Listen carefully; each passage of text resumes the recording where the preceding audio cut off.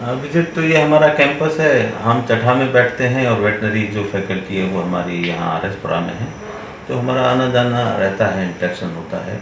आज हमने जो कार्यक्रम शुरू किया कि जो डिफरेंट हमारे डिविजन्स हैं, विभाग हैं, उनका क्या कार्यक्रम चल रहे हैं, क्या उनकी प्रायोरिटीज़ हैं, और ये भी चर्चा करेंगे कि जो अभी इसको देखते हुए हमारे जो प्रदेश की आवश्यकताओं को देखते हुए किस तरह के प्रसार कार्यक्रम किए जाएं, किस तरह की जो हमारी टेक्नोलॉजीज़ हैं उनको हम खेत तक ले जाएं, किसानों तक ले जाएं।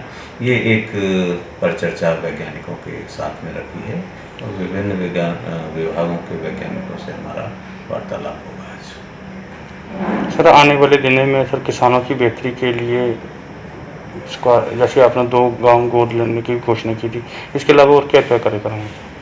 देखिए, हमारी जो पूरी प्राथमिकता है वो जो सरकार की पूरी प्राथमिकता है किसानों की आमदनी को किस तरह से बढ़ाया जाए, तो सारे कार्यक्रम वो उसी पे फोकस है। पहले फोकस प्रोडक्शन पे था। प्रोडक्शन भी ज़रूरी है देश की जनसंख्या को पूरा खाना उपलब्ध कराने के लिए, लेकिन ये भी ज़रूरी है कि प्रोडक्शन के साथ साथ जो है किसान की आमदनी बढ़े। तो अभी फोकस चेंज हो रहा है प्रोडक्शन टू प्रॉफिटेबिलिटी पे।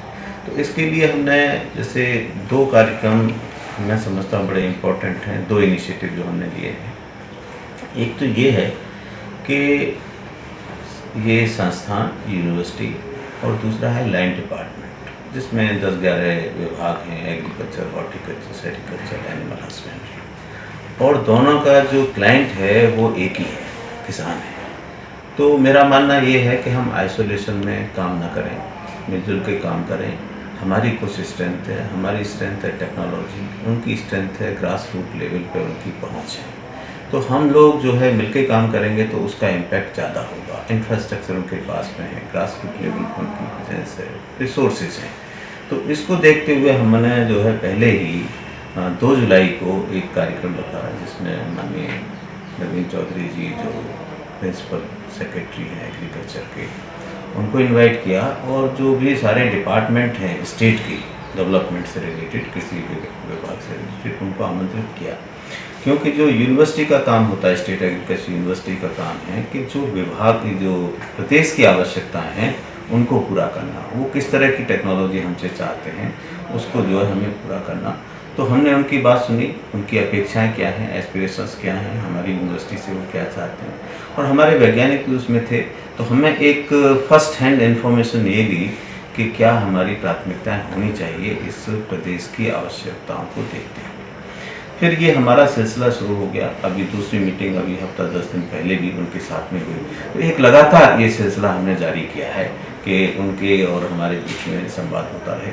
ये इसलिए भी ज़रूरी है कि एक पूरे भारत सरकार ने घोषणा की थी कि 2022 तक किसानों की आमदनी को दोगुना करना है, और सौभाग्य से ये प्रदेश के लिए, जम्मू के लिए ये जो जिम्मेदारी दी गई, हमें दी गई, इसको जम्मू के जो वाइस चांसलर हैं उनको इसका नोडल ऑफिसर बनाया गया, तो जम्मू रीजन और कश्मीर रीजन दोनों को देखेंगे। और इसमें एग्रीकल्चर, हॉर्टिकल्चर विभाग के जो डायरेक्टर्स हैं, वो सारे लैंड डिपार्टमेंट के डायरेक्टर हैं, वो इसके मेंबर हैं। तो हमने इस पर भी काम शुरू कर दिया है। पहले एक खाका बनाया गया था, तो हमने इस तरह से किया है कि भाई टेक्नोलॉजी से रिलेटेड टीम्स हमने अपने संस्थान में बनाई हैं, और उधर जो है जो डिपार्टमेंट्स हैं उन्होंने अपनी कुछ टीम गठित की हैं। उसमें इस तरह से किया है कि यहाँ की एक्चुअली थोड़ी सी कठिनाई है। कठिनाई ये है कि जब हम पंजाब की बात करते हैं या हरियाणा की बात करते हैं, तो वहाँ की जो टेक्नोलॉजी है वो रिलेवेंट होती है सारे क्षेत्र के लिए लगभग, क्योंकि एक ही तरह का क्रॉपिंग सिस्टम है, राइस वीट। और यहाँ क्योंकि डिफरेंट क्लाइमेटिक कंडीशन है, जियोग्राफिकल वेरिएशंस बहुत ज़्यादा हैं, कहीं कम है, कहीं ज़्यादा है, ऊंचाई है, कहीं बारिश कम होती है, कहीं ज़्यादा होती है, कहीं ठंडी एरिया है, ये सारी चीज़ें हैं। तो उसको देखते हुए हमने ये एक कार्यक्रम बनाया है कि हमारे जो प्रदेश है उसमें इशूज़ क्या है, कंस्ट्रेंट्स कहाँ हैं, क्या है, बाधाएँ क्या हैं, और जो हमारी प्रोडक्टिविटी लेवल है या प्रॉफिटेबिलिटी लेवल है वो देश की तुलना में क्या है। जैसे मैं आपको उदाहरण दूँ, गेहूँ धान में जो हमारी प्रोडक्टिविटी है, जो देश की प्रोडक्टिविटी है उसका करीब 60% है, और कुछ फसलों में तो ये 50%, ये आधा ही है नेशनल एवरेज से। तो हमने वो क्षेत्र आइडेंटिफाई किए जहाँ पर हमें प्रॉब्लम है। अब उस प्रॉब्लम को सॉल्व करने के लिए क्या टेक्नोलॉजी होनी चाहिए, ये हमने उसकी मैचिंग की, ये डेवलप किया। अब इसमें कार्यक्रम जो है जल्दी से ये शुरू होने वाला है और विभिन्न क्षेत्रों में किस तरह से हमें उनकी प्रोडक्टिविटी और प्रॉफिटेबिलिटी को बढ़ाना है, ये कार्यक्रम हम शुरू करने वाले हैं। दूसरा जो हमारा KVK है, वो सारे आप जैसे आज भी देख रहे हैं RSपुरा में आए हुए हैं, बड़े वाइब्रेंट हैं, लेकिन इसको और भी स्ट्रेंथन करना है। स्ट्रेंथन ये करना है कि हमारी पकड़ किसानों के बीच में होनी चाहिए। और किसान कब आएगा यहाँ, कब फ़ायदा उठाएगा, जब हमारे पास में आज की आवश्यकता को पूरे करने की टेक्नोलॉजी हो। अब वो समय चला गया है कि बीज की, खाद की जानकारी, कब बोया जाए, कब काटा जाए, वो किसान सब जानता है। अब चाहिए उसको कि नई जो चीज़ें हैं, मेरा मानना है कि जो एक्सटेंशन का रोल है अब चेंज हो रहा है। पहले था प्रोडक्शन, अब है एक्सटेंशन का रोल बियॉन्ड प्रोडक्शन। जब हम कहते हैं कि आमदनी बढ़े तो प्रोडक्शन से आमदनी बढ़े ये निश्चित नहीं है, और कई बार ऐसा भी देखा गया है प्रोडक्शन बढ़ने से आमदनी कम भी हो जाती है। आपने देखा होगा आलू ज़्यादा हो गया, आलू किसानों ने खोदा तक नहीं, क्योंकि खोदने की कॉस्ट ज़्यादा थी, उनको पैसा नहीं मिलने वाला था।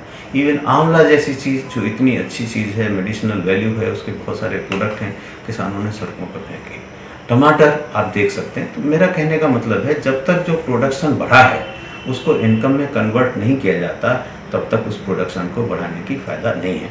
तो अब एक्सटेंशन का जो रोल है बियॉन्ड प्रोडक्शन, मेरा मानना है 2-3 एरिया है, ये उन्हीं को एड्रेस एक्सटेंशन सिस्टम कर दे, आमदनी डबल नहीं और भी ज़्यादा हो सकती है। पहला क्षेत्र है प्रोसेसिंग एंड वैल्यू एडिशन। हमारे देश में प्रोसेसिंग वैल्यू एडिशन की बहुत कमी है, सिर्फ 7% प्रोसेसिंग वैल्यू एडिशन हमारे देश में होता है। और जब हम बात करते हैं ब्राज़ील की, अमेरिका की, मलेशिया की, फिलीपींस की, इसमें सबसे ज़्यादा 70%, 72%, 74%, मलेशिया में 83% वैल्यू एडिशन है, हमारे यहाँ 7%। और वेजिटेबल जो कि पेरिसेबल कमोडिटी है उसमें सिर्फ 2%। लिहाजा क्या हो रहा है, ये बहुत बड़ी चीज़ है, ये एक पॉलिसी मैटर है और नेशनल लेवल पर इसको परसू किया जा रहा है। हमारा प्रोडक्शन बढ़ रहा है 3%, और प्रिसाइजली मैं बताऊं तो 2.9% प्रोडक्शन हर साल बढ़ रहा है। वेस्टेज हो रहा है 15 से 20%। 15 से 20% जो ग्रेन्स हैं हम वेस्ट कर देते हैं। फ्लावर्स, वेजिटेबल और आपकी हॉर्टिकल्चर, फलों में तो इसकी कोई वो ही नहीं है। आज इस बार आपने देखा कोरोना के युग में, अदरवाइज आल्सो कितना वेस्ट है, 30%, 40%, 50%। तो पॉलिसी मैटर ये है, नेशनल लेवल पे ये रियलाइजेशन हुआ है कि जो प्रोडक्शन है उसमें 95% हमारा इन्वेस्टमेंट है, और जो बढ़ रहा है 3%, और जो 15-20% वेस्ट हो रहा है उसके लिए प्रावधान सिर्फ 5% का है। अब ये चीज़ समझ में आ गई। ऑनरेबल प्राइम मिनिस्टर साहब ने भी पहले अपने टर्म में ये कहा था, ज्वाइन करते ही एक संबोधन किया था जिसमें किसान भी थे, पॉलिसी मेकर्स भी थे। तो उन्होंने कहा था zero hunger through zero wastage, यानी आप वेस्टेज को ही कम कर दें तो कोई भी भूखा नहीं रहेगा। और मेरा मानना है कि जैसे 20% है वेस्टेज, उसका चौथाई भी आप बचा लें, चौथाई भी बचा लें, और बढ़ रहा है 3%, तो आपका फिर भी सरप्लस होता है। और आज एक और टर्म आया है सरप्लस मैनेजमेंट। पहले सरप्लस की बात नहीं थी, अब उसको रखना मुश्किल हो रहा है। 70 मिलियन टन हमारे गोदामों में अभी भी रखा हुआ है। आपने भी अखबारों में पढ़ा होगा, अच्छे अच्छे राज्यों में भी जहाँ सारी सुविधाएं, वहाँ भी काफ़ी वेस्टेज हो रहा है। तो एक उसका कारण ये था कि पहले हमने सोचा ही नहीं था कि सरप्लस होगा भी, क्योंकि हमने जो हमारी जो क्षमता है स्टोरेज की वो सिर्फ 11% है, और उसमें भी जो 95% है वो एक सिंगल क्रॉप है, पोटैटो, आलू, उससे ये जो है ऑक्यूपाई रहता है। अब क्योंकि प्रोडक्शन इतना बढ़ गया तो अब जरूरत पड़ी cold chain management, cold storages की। तो सरकार की ये एक प्राथमिकता है, और हमारी भी जो प्राथमिकताएं सरकार की चल रही हैं उसी को जो है लेते हुए आगे बढ़ना है। पहले देखिए ministry of food processing industry नहीं हुआ करती थी, आज ministry of food processing industry इसीलिए अलग से बनाई गई कि जो उन्होंने स्वीकार किया है, हमने माना है किसान की आमदनी बढ़नी है तो उसके वेस्टेज को रोकना पड़ेगा, उसमें वैल्यू एडिशन करना पड़ेगा। वैल्यू एडिशन से मेरा मानना है कि 2 गुनी नहीं, 4 गुनी नहीं, 6 गुनी, 10 गुनी बढ़ सकती है आमदनी। उदाहरण के लिए मैं आपको दूँ, शहद है, तरह तरह के वैल्यू एडिशन। किसान का शहद, यही मैंने किसानों से पूछा, 80 रुपये भी है, 90 रुपये भी है, 150 भी है, 200 भी है, 300 मैक्सिमम है। हाँ जी 300 मैक्सिमम है, वो भी रियासी वाले क्षेत्र में जहाँ पे ऑर्गेनिक वो शहद का प्रोडक्शन होता है, क्योंकि वो फॉरेस्ट में बक्से रखे हुए हैं, तो वहाँ ऑर्गेनिकली वो ग्रो किया जाता है। तो कहाँ 80 रुपये, और फिर वो दूसरे डब्बे में, कंपनी का नाम नहीं लूँगा, लेकिन वो किसी मल्टीनेशनल कंपनी में चला जाता है या रेप्यूटेड कंपनी के उसमें चला जाता है तो 400 का हो जाता है। वही शहद ऑर्गेनिक लिख दिया जाता है तो 800 का हो जाता है, और उसी शहद को एक बिक रहा है मार्केट में, organic honey from Jammu and Kashmir, वो 1100 का हो जाता है। अब हमारा फोकस क्या रहा? हनी का प्रोडक्शन कैसे बढ़ाया जाए। हमारा फोकस ये नहीं रहा किसान को बताना कि हनी से जो पैदा किया है उससे आमदनी कैसे बढ़ाई जाए। इसी तरह से आप बैठे हुए हैं वेटनरी के प्रांगण में, दूध, ये एक बहुत डेयरी जो सेक्टर है, एनिमल हस्बेंड्री सेक्टर है, आने वाले में एग्रीकल्चर का वायबल अल्टरनेटिव होने वाला है। जिस तरह से ज़मीन कम हो रही है, उस 1 एकड़ ज़मीन में, आधे एकड़ ज़मीन में, 200 गज ज़मीन में आदमी गेहूं धान की खेती नहीं कर सकता, सर्वाइव नहीं कर सकता। लेकिन 200 गज भी यदि ज़मीन है तो वो 4, 6, 8, 10 जानवर रख सकता है। और मेरा मानना ये है, डीन साहब यहाँ बैठे हुए हैं, मेरा मानना ये है कि एक अच्छी भैंस है, अच्छी, और प्रोफेशनली उसको जो है हमने रियर किया है, तो एक भैंस से 1 एकड़ के बराबर आमदनी दी जा सकती है, बशर्ते कि वो मार्केटिंग का भी ख्याल रखा जाए। मार्केटिंग इसमें सबसे इम्पोर्टेंट है। मार्केटिंग इसलिए इम्पोर्टेंट है कि वही दूध, हम बिहार के किसानों से बात की, भागलपुर के किसानों से बात की, 18 रुपये लीटर जी। राजस्थान में बात की, हनुमानगढ़ में बात की, गंगानगर के किसान हमारे यहाँ आते रहते थे, उनसे बात की, 20 रुपये, 22 रुपये। मेरा गांव खुद 100 किलोमीटर दूर है दिल्ली से, वहाँ आज की डेट में भी 23 रुपये है। पटियाला इतना डेवलप्ड सिटी है, वहाँ भी दूध का रेट 25 रुपये लीटर है। और पानी का रेट 200 ml की जो बॉटल होती है 7 रुपये की, यानी 35 रुपये लीटर। कहने का मतलब ये है कि उनको पानी बेचना आता है, उनको पानी बेचना सिखाया गया है, और उनके मेंटर कौन है?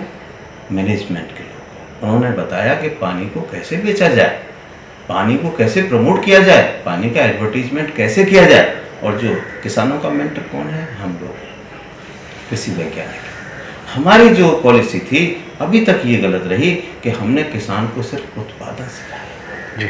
एनिमल हस्बेंड्री भी हमने किसानों को यही सिखाया, ज़्यादा दूध कैसे लें, कभी उसको ये नहीं बताया उस दूध से पैसा कैसे कमाएं। अब समय आ गया है, प्रोडक्शन तो ठीक है, उनको ये बताया जाए, उनकी मार्केटिंग स्किल्स डेवलप की जाए। उसी दूध को जब अमूल वाले पॉच में डाल दिया जाता है तो 200 ml दूध, 1 चीनी का टुकड़ा, 1 इलायची का दाना मिलके वो जो 25 रुपये का हो जाता है, 200 यानी 125 रुपये किलो हो जाता है, मिला हुआ पानी, मिला हुआ दूध। अभी एक कंट्री डिलाइट करके कंपनी आई है, उन्होंने IIM के ग्रेजुएट्स हैं, उन्होंने दूध का बिजनेस शुरू किया है। किसानों से लेते हैं, कंज्यूमर को देते हैं, एक ऐप दे दिया कंज्यूमर को जिससे आप डेली अपनी रिक्वायरमेंट चेंज कर सकते हैं, और एक उन्होंने टेस्टिंग के लिए किट दे दी कि आप अपने दूध को टेस्ट कर सकते हैं कि शुद्ध है कि नहीं।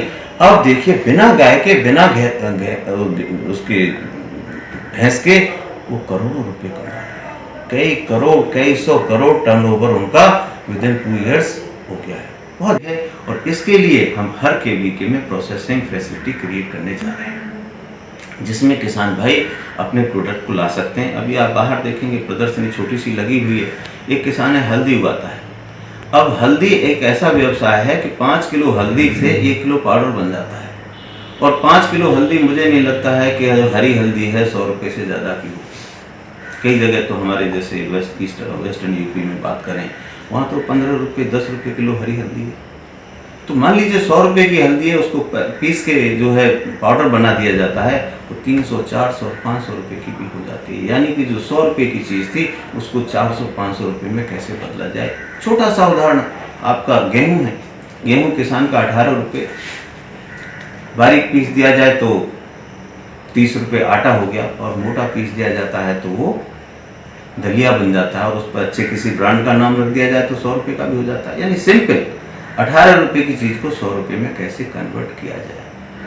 शहद है, शहद को हमने उत्पादक बनाया, उसकी बॉटलिंग कैसे की जाए, ब्रांडिंग कैसे किया जाए, उसको प्रमोट कैसे किया जाए। अभी एक यहाँ अब्दुलिया गांव है जी, बॉर्डर पे, हाँ, मैं गया, वहाँ प्रोग्राम था वेटनरी कॉलेज का ही, तो मुझे बताया गया कि यहाँ का जो मिल्क प्रोडक्ट है वो पूरे क्षेत्र में बहुत ही फेमस है जी। लेकिन वो यहीं तक रह गए, वो बीकानेर वाले नहीं बने। उसमें एक्सटेंशन का रोल अब आता है कि उसकी ब्रांडिंग कैसे की जाए, उसको प्रमोट कैसे किया जाए। तो अब जो मैं कहता हूँ, जहाँ भी मेरी बात होती है जिस भी प्लेटफॉर्म पे, कि अब एक्सटेंशन का रोल चेंज हो रहा है, ये बताने की ज़रूरत नहीं है प्लांट टू प्लांट डिस्टेंस क्या हो, सीड रेट क्या हो। अब आप ये बताइए कि आपके पास में कोई आता है टोमेटो ग्रोवर, टमाटर उगाने वाला, और वो आपसे पूछता है कि मुझे केचप बनाने की फैक्ट्री लगानी है, मुझे आटा बनाने की मशीन लगानी है, तो क्या हमारा सिस्टम उसके लिए सक्षम है? अब जरूरत एक्सटेंशन, इसको कहते हैं इंडस्ट्रियल एक्सटेंशन या बिजनेस एक्सटेंशन। अब जो बात हो रही है, जैसे आज भी चर्चा हो रही थी, जो वैज्ञानिकों से हम चर्चा कर रहे थे, कुछ कंडी एरियाज हैं, उन्होंने एक सूबबुल का प्लांट के बारे में बात की, मैंने उसके बारे में पढ़ा था। इतना हार्डी प्लांट है, हर जगह हो जाता है, कोई पानी की दिक्कत नहीं, उसमें प्रोटीन की मात्रा इतनी होती है और उसके बहुत सारे उपयोग हैं, और वो एक बहुत ही अच्छा फूड है। लेकिन उसमें मेमोसिन होता है जो डाइजेशन के लिए ठीक नहीं होता। यदि उसको कंट्रोल कर दिया जाए तो मेरे हिसाब से जो कंडी एरिया है, इवन यहाँ का पूरा एरिया, श्रीनगर का एरिया, जो कश्मीर का एरिया, जम्मू का एरिया और लद्दाख में एक प्रोजेक्ट चल रहा है, इसी पे फॉर्डर पे एक प्रोजेक्ट चल रहा है, क्योंकि वहाँ की सबसे जो इकोनॉमी अच्छी है वो एनिमल बेस्ड है, जंगलों में लोग रहते हैं, डोमेट्स हैं, वो पशुपालक हैं। तो कहने का मतलब है कि अब जो हमारी जो टेक्नोलॉजी हो, अब हम कह रहे हैं कि मेडिसिनल प्लांट का यहाँ 10% यहाँ ड्राई एरिया है, 75% जो है अनइरिगेटेड एरिया है। अब उस एरिया में मेडिसिनल एरोमेटिक प्लांट्स की बहुत बड़ी संभावना है, लेकिन उसका प्लांटिंग मटेरियल कहाँ से है? तो दूसरी हमारी प्राथमिकता जो हम केवीके से अपेक्षा रखते हैं कि वो जो है वर्कआउट करें और एक प्रोटेक्टेड कल्टीवेशन स्ट्रक्चर्स बनाएं जिसमें क्वालिटी मटेरियल का मल्टीप्लिकेशन करें। जब हमने किसान से कहा कि एलोवेरा उगाओ, किसान से कहा लेवेंडर उगाओ, अब वो कहेगा साहब प्लांट कहाँ से? अब प्लांट ये कहेंगे कि साहब वहाँ जाइए, अब अबोहर जाइए, उसके लिए फजलका जाइए, ये करिए, तो नहीं जाएगा। लेकिन यदि रेडिली अवेलेबल है, रीजनेबल प्राइस पे लोकली अवेलेबल है, तो इन चीज़ों को हम प्रमोट कर सकते हैं। और तीसरा हमारा जो कॉन्सेप्ट है वो कई जगह हो भी रहा है, अभी एक कॉन्सेप्ट आया इंटीग्रेटेड फार्मिंग सिस्टम। जैसे हमने देखा, एक सर्वे किया और सेकेंडरी सोर्सेज से पता लगा कि यहाँ जो 1 हेक्टेयर की जो आमदनी है किसान की करीब करीब 80,000 रुपये एवरेज इस क्षेत्र की। लेकिन इंटीग्रेटेड फार्मिंग सिस्टम यानी कि फसलें ही नहीं और सारी चीज़ें दी जाएँ तो उससे आमदनी 4 गुना बढ़ सकती है। हमारे जो चट्टा सेंटर है उसमें एक इंटीग्रेटेड फार्मिंग सिस्टम है, उसमें 1 हेक्टेयर में 1000 गज में मछली पालन है, फिर सब्जी का उत्पादन है, उसकी बाउंड्रीज पे सारे फल के पौधे लगे हुए हैं, उसी में वर्मी कंपोस्टिंग है, उसी में डेयरी है, डेयरी से जो मलमूत्र निकलता है वो बायोगैस प्लांट में जाता है और दूसरा जो बच जाता है वो वर्मी कंपोस्टिंग के काम आता है। लिहाजा 1 हेक्टेयर से वहाँ जो इनकम है 3,20,000 रुपये है। हम बात कर रहे हैं डबल करने की। ऑलरेडी ऐसे सिस्टम अवेलेबल हैं जिनसे 4 गुना आमदनी हो सकती है। हमने एक असाइनमेंट दिया है अपने वैज्ञानिकों को, आज भी उसकी चर्चा करेंगे कि ऐसे फार्मर्स जो ऑलरेडी नॉर्मल फार्मर से उसी परिवेश में, उसी रिसोर्स सिस्टम में, उसी वातावरण में और फार्मर से 2 गुना 4 गुना ले रहे हैं, तो क्या हम उनके मॉडल को रेप्लिकेट नहीं कर सकते? हमें नए मॉडल डेवलप करने की जरूरत क्या है? एक फार्मर उसी गांव में ले रहा है 4 गुना इनकम। अभी एक क्या नाम बताया आपने, हंसराज है, क्या नाम है जी? फूलों वाले? नहीं, डेयरी सतपाल, एक सतपाल किसान है, उनके यहाँ हमें एक कृषि विज्ञान केंद्र की वैज्ञानिक लेके गई बेगा गांव से। अब वो मैं देख के इतना प्रसन्नता हुई कि उसके 200 गज का प्लॉट है और उस 200 गज में उसने 25 एनिमल रखे हुए हैं और एनिमल्स भी इतने साफ सुथरे, हेल्दी, प्रोडक्टिव, देख के बड़ी खुशी। अब हमने उसे इकोनॉमिक्स पूछा, उसने सिर्फ 2 बच्चे रख रखे हैं, एक टाटा 407 रख रखी है जो दूध को जम्मू में लेके आती है डिस्ट्रीब्यूट करने के लिए और मार्केट पहले से ही उसका फिक्स्ड है, उसको रोजाना ढूंढने की जरूरत नहीं है। अब उसकी डेली की सेल 15,000 रुपये है, 15,000 रुपये मिल्क डेली की सेल होती है। तो हमने कहा कि 40% भी यदि बचत है तो 6,000 रुपये नेट इनकम उसकी अपने घर में रहते हुए है। अब आप सोच सकते हैं कि कौन सी ऐसी नौकरी है BSc, MSc, PhD करने के बाद भी जिसमें 6,000 रोज मिलते हो, यानी करीब करीब 2 लाख रुपये की इनकम होती हो। और उसमें जो गोबर है, अब उसमें हम बायोगैस प्लांट लगवाने वाले हैं, उसमें जो है स्लरी जो निकलेगी वो एक रिच मैन्योर होगी, उससे भी इनकम होगी, उससे वर्मी कंपोस्टिंग शुरू किया जा सकता है। तो कहने का मतलब है क्या उस मॉडल को हम रेप्लिकेट कर दें?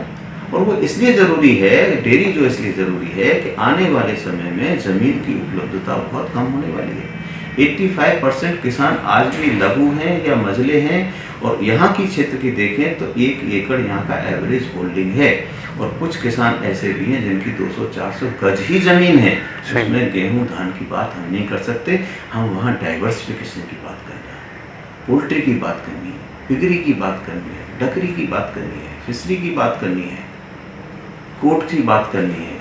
तो ये जो चीज़ें हैं कम समय में कम जगह में अधिक आमदनी दे सकती हैं। और एक और खासियत है, गेहूं धान लगाते हैं तो वो 6 महीने बाद आपका आता है, उसमें सारी रिस्क होती है, कभी सूखा पड़ गया, कभी बीमारी लग गई, कभी ओले पड़ गए, पता नहीं घर आएगा कि नहीं आएगा। लेकिन डेयरी ऐसा सेक्टर है, रोज पैसा मिलता है कंट्रोल्ड सिचुएशन में।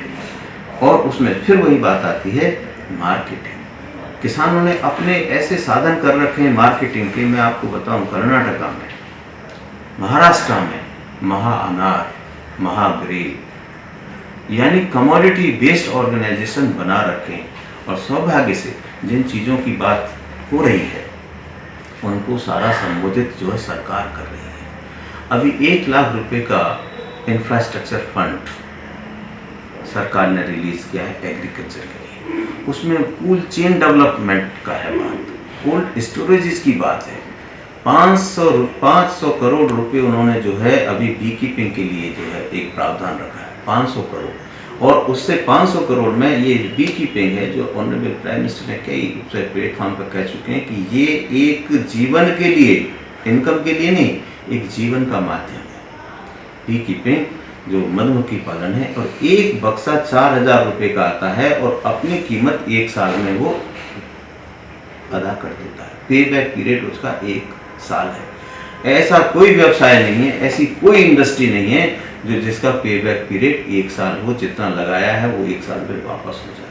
4,000-5,000 रुपये एक बक्से से। और जिस खेत में बीज रखे जाते हैं बक्से, उसमें जो है पर परागण के कारण करीब करीब 15 से 20% प्रोडक्शन भी बढ़ जाता है।